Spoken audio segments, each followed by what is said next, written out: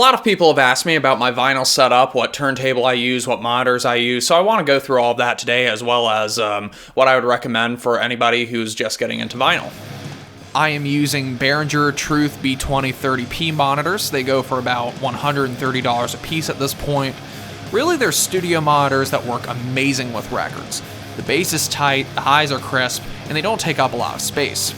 Some people prefer the tall ground speakers, but you gotta make room for those. I just don't like anything that takes up a whole lot of space, so I like that these can sit on a shelf.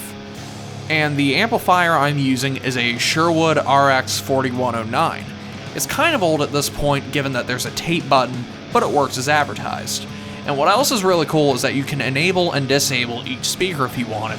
Say if you wanted to test it, see if one of the speakers was louder than the other, or if there were any problems. It also works as a radio, but I don't really use that crap. And finally we get to this beast, the Newmark Ttx. Sounds like a Terminator model, doesn't it? It's built like a tank.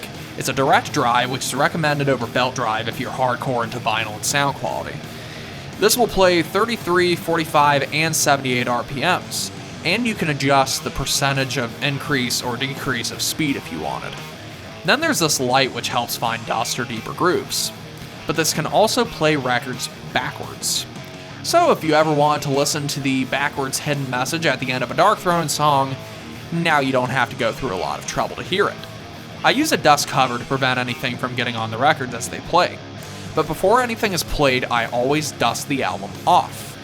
The brush is a bit worn here, I actually need a new one, but I dust the brush off with the blue piece at the end of the holder. You can use special cleaning fluid to drip into these holes. That moistens the brush and cleans the record a little more. It also helps with tracking a little bit. I dust over the record once, sweep off anything that's on the brush, and dust again and again until there's nothing left. Then it's playtime.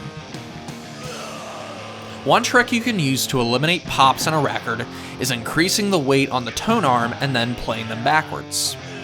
This was all given to me as a gift for my birthday one year. My stepmom had 2 of these turntables, and when my belt-driven one broke, she said, "Here, have one of these." Huge upgrade. But it's set up so that I can sit in the center of the couch and hear each speaker with the right balance. A lot of people ask me what kind of turntable you should get if you're just getting into vinyl. Personally, you should get a belt-driven turntable because it's a little cheaper, but as far as the brand, I personally never had any issues with Newmark. That's what I've always used. I say belt-driven because it's a good beginner turntable system. The direct drive turntables sound better, but they're a lot more expensive. Direct drives are for people who are hardcore into sound quality and just longer-lasting turntables. Now, with belt-driven turntables, they sound good, but you're going to have to do a little maintenance on them every couple of years, because the belts do get worn, so you're going to notice some speed issues when you play some records. The issue with direct drive turntables is if you fuck them up, it's going to cost a lot of money to get them fixed. But as long as you don't abuse your turntable or spill drinks all over it, you should be good to go. And just remember, it's not one element of your system that makes up the sound quality, it's how all of them work together. The better the quality of the stylus, the better the quality of the monitors, the better the amplifiers. All things play a factor in how good your records are going to sound. Next, we have the records themselves. I actually don't like this shelf very much because the records lean on each other and it's a pain in the ass to pull some of them out because of it. But it's a shelf. It runs for about $50 at Lowe's. There's something in the ballpark of 230 albums here. Lately, I haven't been buying a whole lot of them because I hate the amount of research and problems that comes with buying records sometimes. You might be dealing with a bunch of idiots who don't know how to ship them correctly, so you get seam splits, even though you specifically asked them to remove the album from the sleeve. I mean, they send people to school and this is what you get. But also, if it's a newer album that was recorded digitally, I'm just not going to notice the difference between the record and the CD unless the dynamic range is astronomically different between them. What happens sometimes is I'll own an album on CD, but if I get the record and it sounds a lot better than the CD, I'll just sell the CD, and then vice versa. But if I really like the album a lot, I'll just keep both.